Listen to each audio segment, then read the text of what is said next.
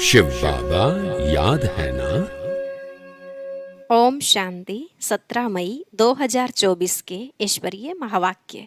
पहले सुनते हैं मुरली के मुख्य पॉइंट्स। बाबा ने कहा, अभी तुम्हें एक बाप की अव्यभिचारी याद से पवित्र बन शांतिधाम घर जाना है और कुछ भी याद न आए, शरीर से भी ममत्व टूट जाए। यही है सच्चा बैगर बनना। किसी भी बात में कभी मूंझना नहीं चाहिए। निश्चय बुद्धि बन तुम्हारे पास जो कुछ भी है सब बाप को सौंपकर पूरा बैगर बन जाओ। यहाँ जो पूरा बैगर बनते वही बैगर टू प्रिंस बनेंगे। ग्रस्त व्यवहार में रहते तुम्हें आसक्ति तोड़ देनी है। जो जितना दैवी गुण धारण करेंगे कराएंगे और स्वदर्शन चक्रधारी बनकर औरों को बनाएंगे, वह भविष्य में उतना ही उच्च पद पाएंगे। फिर बाबा ने कहा, अभी तुम पत्थर बुद्धि से पारस बुद्धि बन रहे हो। तुम बच्चों को कितनी खुशी रहनी चाहिए। कहते भी हैं, अतीन्द्रिय सुख पूछना हो तो गोपी वल्लभ के गोप गोपियों से पूछो। आधा कल्प तुम जो भी पढ़ते या सुनते आए उससे क्या प्राप्ति हुई? पेट खाली ही रहा। अभी यह सच्ची गीता सुनकर तुम्हारा पेट भर जाता है, अर्थात भरपूर हो जाते हो।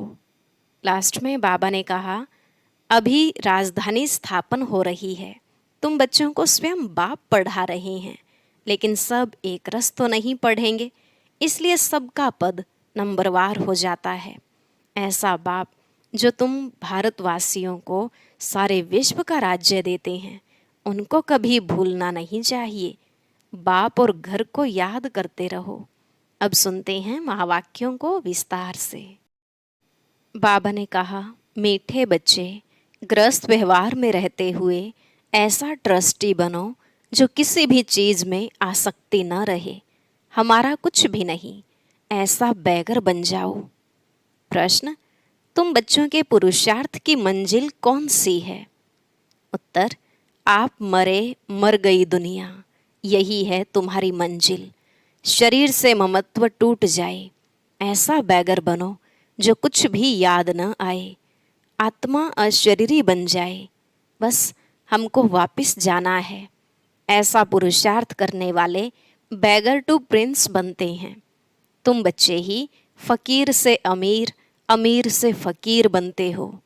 जब तुम अमीर हो तो एक भी गरीब नहीं होता है। ओम शांति। बाप बच्चों से पूछते हैं कि आत्मा सुनती है या शरीर सुनता है? आत्मा सुनेगी जरूर शरीर द्वारा। बच्चे लिखते भी ऐसे हैं, फलाने की आत्मा बाप दादा को याद करती है, फलाने की आत्मा आज फलानी जगह जाती है। यह जैसे आदत पड़ जाती है, हम आत्मा हैं, क्योंकि बच्चों को आत्म अभिमानी बनना है। जहाँ भी देखते हो जानते हो आत्मा और शरीर हैं, और इनमें हैं दो आत्माएं। एक को आत्मा और एक को परमात्मा कहते हैं। परमात्मा खुद कहते हैं, मैं इस शरीर में जिसमें इनकी आत्मा भी प्रवेश रहती है, मैं प्रवेश करता हूँ। शरीर बिगर तो आत्मा रह नहीं सकती। अब बाप कहते हैं, अपने को आत्मा समझो। अपने को आत्मा समझेंगे तब बाप को याद करेंगे और पवित्र बन शांतिधाम में जाएंगे। और फिर दैवी गुण भी जितना धारण कर और कराएंगे, स्वदर्शन चक्रधारी बनकर और बनाएंगे, उतना उच्च पद पाएंगे। इसमें कोई मूंझते हो तो पूछ सकते हो। यह तो जरूर है, मैं आत्मा हूँ। बाप बच्चों को ही कहते हैं जो ब्राह्मण बने हैं, दूसरों को नहीं कहेंगे। बच्चे ही प्रिय लगते हैं। हर एक बाप को बच्चे प्रिय लगते हैं। दूसरे को भल बाहर से प्यार करेंगे, परंतु बुद्धि में है यह हमारे बच्चे नहीं हैं। मैं बच्चों से ही बात करता हूँ, क्योंकि बच्चों को ही पढ़ाना है। बाकी बाहर वालों को पढ़ाना तुम्हारा काम है। कोई तो झट समझ जाते हैं, कोई थोड़ा समझ कर चले जाएंगे। फिर जब देखेंगे यहाँ तो बहुत वृद्धि हो रही है, तब आएंगे। देखें तो सही। तुम यही समझाएंगे कि बाप सभी आत्माओं व बच्चों को कहते हैं, मुझे याद करो, सभी आत्माओं को पावन बाप ही बनाते हैं। वह कहते हैं, मेरे सिवाय और कोई को याद न करो, मेरी अव्यभिचारी याद रखो तो तुम्हारी आत्मा पावन बन जाएगी। पतित पावन मैं एक ही हूँ, मेरी याद से ही आत्मा पावन बनेगी। इसलिए कहते हैं, बच्चों मामेकम याद करो। बाप ही पतित राज्य से पावन राज्य बनाते हैं, लिबरेट करते हैं। कहाँ ले जाते हैं? शांति धाम, फिर सुख धाम। मूल बात ही है पावन बनने की। 84 का चक्र समझाना भी सहज है, चित्र देखने से ही निश्चय बैठ जाता है। इसलिए बाबा हमेशा कहते रहते हैं, म्यूजियम खोलो भबके से तो मनुष्यों को भबका खींचेगा। बहुत आएंगे, तुम यही सुनाएंगे कि हम बाप की श्रीमत पर यह बन रहे हैं। बाप कहते हैं, मामेकम याद करो और दैवी गुण धारण करो। बैज तो जरूर साथ होना चाहिए। तुम जानते हो हम बैगर टू प्रिंस बनेंगे। पहले तो श्री कृष्ण बनेंगे ना। जब तक श्री कृष्ण न बने तब तक श्री नारायण बन न सके। बच्चे से बड़ा हो तब नारायण नाम मिले, तो इनमें दोनों चित्र हैं। तुम यह बनते हो। अभी तुम सब बैगर बने हुए हो। यह ब्रह्मा कुमार कुमारियां भी बैगर्स हैं, इनके पास कुछ भी नहीं है। बैगर अर्थात जिनके पास कुछ भी न हो। कोई कोई को हम बैगर नहीं कहेंगे। यह बाबा तो है सबसे बड़ा बैगर। इसमें पूरा बैगर बनना होता है। गृहस्थ व्यवहार में रहते आसक्ति तोड़नी होती है। तुमने ड्रामा अनुसार आसक्ति तोड़ दी है। निश्चय बुद्धि ही जानते हैं, हमारा जो कुछ है वह बाबा को दे दिया। कहते भी है ना, हे भगवान आपने जो कुछ दिया है वह आपका ही है, हमारा नहीं है। वह तो होता है भक्ति मार्ग। उस समय तो बाबा दूर था, अब बाबा बहुत नज़दीक है। सामने उनका बनना होता है। तुम कहते हो बाबा, बाबा के शरीर को नहीं देखना है, बुद्धि चली जाती है ऊपर। भल यह लोन लिया हुआ शरीर है, परंतु तुम्हारी बुद्धि में है हम शिव बाबा से बात करते हैं। यह तो किराए पर लिया हुआ रथ है, उनका थोड़े ही है। यह तो जरूर है, जितना बड़ा आदमी होगा तो किराया भी बहुत मिलेगा। मकान मालिक देखेगा, राजा मकान लेते हैं तो 1000 किराए का 4000 बोल देगा, क्योंकि समझते हैं यह तो धनवान है। राजे लोग कभी भी बोलेंगे नहीं कि यह तो जास्ती लेते हो। नहीं, उन्हों को पैसे आदि की परवाह ही नहीं रहती है। वह खुद कोई से बात नहीं करते हैं, प्राइवेट सेक्रेटरी ही बात करते हैं। आजकल तो रिश्वत बिगर काम नहीं चलता। बाबा तो बहुत अनुभवी है। वो लोग बड़े रॉयल होते हैं। चीज़ पसंद की बस, फिर सेक्रेटरी को कहेंगे इनसे फैसला कर ले आओ। ऐसे माल खोल कर रखेंगे। महाराजा महारानी दोनों आएंगे, जो चीज़ पसंद होगी उन पर सिर्फ आंख से इशारा करेंगे। सेक्रेटरी बात कर बीच में अपना हिस्सा निकाल लेते हैं। कोई कोई राजाएं साथ में पैसा ले आते, सेक्रेटरी को कहेंगे इनको पैसा दे दो। बाबा तो सबके कनेक्शन में आए हैं, जानते हैं कैसे कैसे उन्हों की एक्ट चलती है। जैसे राजाओं के पास खजांची रहते हैं, वैसे यहाँ भी शिव बाबा का खजांची है। यह तो ट्रस्टी है। बाबा का इनमें कोई मोह नहीं है। इसने अपने पैसे में ही मोह नहीं रखा, सब कुछ शिव बाबा को दे दिया, तो फिर शिव बाबा के धन में मोह कैसे रखेंगे? यह ट्रस्टी है। जिनके पास धन रहता है, आजकल तो गवर्नमेंट कितना जांच करती है। विलायत से आते हैं तो एकदम अच्छी रीति जांच करते हैं। अब तुम बच्चे जानते हो कैसे बैगर बनना है। कुछ भी याद न आए, आत्मा अशरीरी बन जाए, इस शरीर को भी अपना न समझे, हमारा कुछ भी न रहे। बाप समझाते हैं, अपने को आत्मा समझो, अभी तुमको वापस जाना है। तुम जानते हो बैगर कैसे बनना होता है। शरीर से भी ममत्व टूट जाए, आप मुए, मर गई दुनिया, यह मंजिल है। समझते हो बाबा ठीक कहते हैं, अब हमको वापस जाना है। शिव बाबा को तुम जो कुछ देते हो उसका फिर रिटर्न में दूसरे जन्म में मिल जाता है। इसलिए कहते हैं यह सब कुछ ईश्वर ने ही दिया है। आगे जन्म में ऐसा अच्छा कर्म किया है जिसका फल मिला है। शिव बाबा रखता किसका भी नहीं है। बड़े बड़े राजाएं जमींदार आदि होते हैं तो उनको नजराना भी देते हैं, फिर कोई नजराना लेते हैं कोई नहीं लेते। वहाँ तो तुम कुछ भी दान पुण्य नहीं करते हो, क्योंकि वहाँ तो सबके पास पैसे बहुत हैं। दान किसको करेंगे? गरीब तो वहाँ होते नहीं। तुम ही फकीर से अमीर और अमीर से फकीर बनते हो।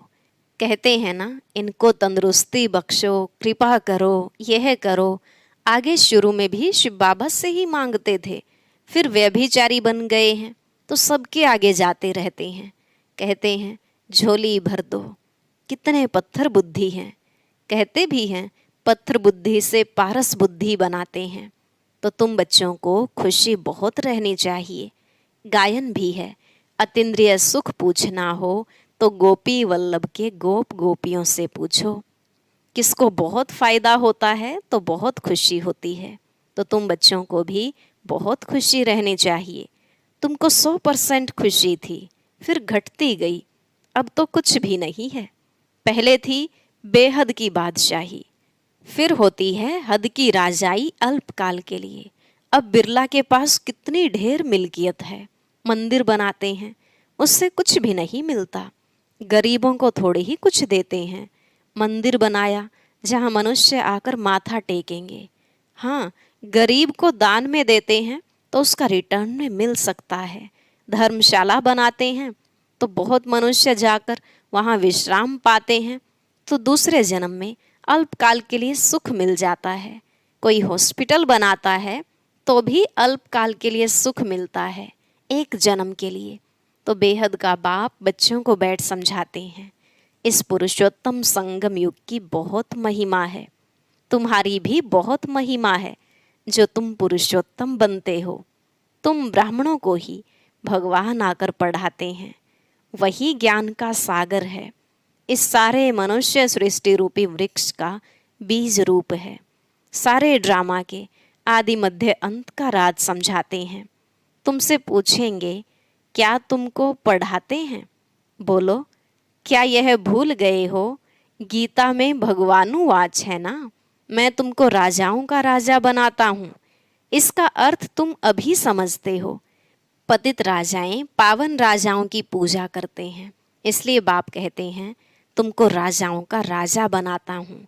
यह लक्ष्मी नारायण स्वर्ग के मालिक थे ना। स्वर्ग के देवताओं को द्वापर कलयुग में सब नमन पूजन करते हैं। इन बातों को अभी तुम समझते हो। भक्त लोग कुछ भी समझते थोड़े ही हैं। वह तो सिर्फ शास्त्रों की कहानियाँ पढ़ते सुनते रहते हैं। बाप कहते हैं तुम जो गीता आधा कल्प से पढ़ते सुनते आए हो, उससे कुछ प्राप्ति हुई? पेट तो कुछ भी भरा नहीं, अभी तुम्हारा पेट भर रहा है। तुम जानते हो यह पार्ट एक ही बार चलता है। खुद भगवान कहते हैं मैं इस तन में प्रवेश करता हूँ। बाप इनके द्वारा बोलते हैं तो जरूर प्रवेश करेंगे। ऊपर से डायरेक्शन देंगे क्या? कहते हैं मैं सम्मुख आता हूँ, अभी तुम सुन रहे हो। यह ब्रह्मा भी कुछ नहीं जानते थे, अभी जानते जाते हैं। बाकी गंगा का पानी पावन करने वाला नहीं है, यह है ज्ञान की बात। तुम जानते हो बाप सम्मुख बैठे हैं। तुम्हारी बुद्धि अब ऊपर में नहीं जाएगी। यह है उनका रथ। इनको बाबा बूट भी कहते हैं, डिब्बी भी कहते हैं। इस डिब्बी में वह हीरा है। कितनी फर्स्ट क्लास चीज़ है। इनको तो रखना चाहिए सोने की डिब्बी में। गोल्डन एज्ड डिब्बी बनाते हैं। बाबा कहते हैं ना, धोबी के घर से गई छू। इनको कहते हैं छू मंत्र। छू मंत्र से सेकंड में जीवन मुक्ति, इसलिए उनको जादूगर भी कहते हैं। सेकंड में निश्चय हो जाता है हम यह बनेंगे। यह बातें अभी तुम प्रैक्टिकल में सुनते हो। पहले जब सत्यनारायण की कथा सुनते थे तो यह समझते थे क्या? उस समय तो कथा सुनते समय विलायत स्टीमर आदि याद रहता है। सत्यनारायण की कथा सुनकर फिर मुसाफिरी पर जाते थे। वह तो फिर लौट आते थे। बाप तो कहते हैं, तुमको फिर इस छीछी दुनिया में लौटना नहीं है। भारत अमर लोक, स्वर्ग, देवी देवताओं का राज्य था। यह लक्ष्मी नारायण विश्व के मालिक है ना। इनके राज्य में पवित्रता, सुख, शांति थी। दुनिया भी यह मांगती है, विश्व में शांति हो, सब मिलकर एक हो जाएं। अब इतने सब धर्म मिलकर एक कैसे होंगे? हर एक का धर्म अलग, फीचर्स अलग अलग, सब एक कैसे होंगे? वह तो है ही शांति धाम, सुख धाम। वहाँ एक धर्म, एक राज्य होता है। दूसरा कोई धर्म ही नहीं जो ताली बजे, उसको विश्व में शांति कहा जाता है। अभी तुम बच्चों को बाप पढ़ा रहे हैं, यह भी जानते हो सब बच्चे एक रस नहीं पढ़ते हैं, नंबरवार तो होते ही हैं। यह भी राजधानी स्थापन हो रही है। बच्चों को कितना समझदार बनाया जाता है। यह है ईश्वरीय यूनिवर्सिटी। भक्त लोग समझते नहीं, अनेक बार सुना भी है भगवानुवाच, क्योंकि गीता ही भारतवासियों का धर्म शास्त्र है। गीता की तो अपरमपार महिमा है। सर्वशास्त्रमयी शिरोमणि भगवत गीता है। शिरोमणि अर्थात श्रेष्ठ ते श्रेष्ठ पतित पावन सदगति दाता है ही एक भगवान, जो सभी आत्माओं का बाप है। भारतवासी अर्थ को समझते नहीं हैं, बेसमझी से सिर्फ कह देते हैं सब भाई भाई हैं। अभी तुमको बाप ने समझाया है, हम भाई भाई हैं, हम शांतिधाम के रहने वाले हैं। यहाँ पार्ट बजाते बजाते हम बाप को भी भूल जाते हैं तो घर को भी भूल जाते हैं। जो बाप भारत को सारे विश्व का राज्य देते हैं, उनको सब भूल जाते हैं। यह सब राज बाप ही समझाते हैं। अच्छा, मीठे मीठे सिकिलधे बच्चों प्रति माता पिता बाप दादा का याद प्यार और गुड मॉर्निंग। रूहानी बाप की रूहानी बच्चों को नमस्ते। रूहानी बच्चों की रूहानी बाप दादा को नमस्ते नमस्ते, गुड मॉर्निंग, शुक्रिया बाबा, शुक्रिया। धारणा के लिए मुख्य सार। पहला पॉइंट, अतीन्द्रिय सुख का अनुभव करने के लिए स्मृति रहे कि यही पुरुषोत्तम संगम युग है, जबकि हमें भगवान पढ़ाते हैं, जिससे हम राजाओं का राजा बनेंगे। अभी ही हमें ड्रामा के आदि मध्य अंत का ज्ञान है। दूसरा, अब वापस घर जाना है, इसलिए इस शरीर से भी पूरा बैगर बनना है। इसे भूल अपने को अशरीरी आत्मा समझना है। आज का वरदान, सदा संतुष्ट रहे, अपनी दृष्टि वृत्ति कृति द्वारा संतुष्टता की अनुभूति कराने वाले संतुष्ट मणि भव। सदा संतुष्ट रहे, अपनी दृष्टि वृत्ति कृति द्वारा संतुष्टता की अनुभूति कराने वाले संतुष्ट मणि भव। बाबा ने कहा, ब्राह्मण कुल में विशेष आत्माएं वो हैं जो सदा संतुष्टता की विशेषता द्वारा स्वयं भी संतुष्ट रहती हैं और अपनी दृष्टि वृत्ति और कृति द्वारा औरों को भी संतुष्टता की अनुभूति कराती हैं। वही संतुष्ट मणियाँ हैं जो सदा संकल्प, बोल, संगठन के संबंध, संपर्क व कर्म में बाप दादा द्वारा अपने ऊपर संतुष्टता के गोल्डन पुष्पों की वर्षा अनुभव करती हैं। ऐसी संतुष्ट मणियाँ ही बाप दादा के गले का हार बनती हैं, राज्य अधिकारी बनती हैं और भक्तों के सिमरण की माला बनती हैं। स्लोगन, नेगेटिव और वेस्ट को समाप्त कर मेहनत मुक्त बनो। नेगेटिव और वेस्ट को समाप्त कर मेहनत मुक्त बनो। अच्छा, ओम शांति। अब सुनते हैं आज की अव्यक्त मुरली। इसके लिए ऊपर दिए गए बॉक्स पर क्लिक करें।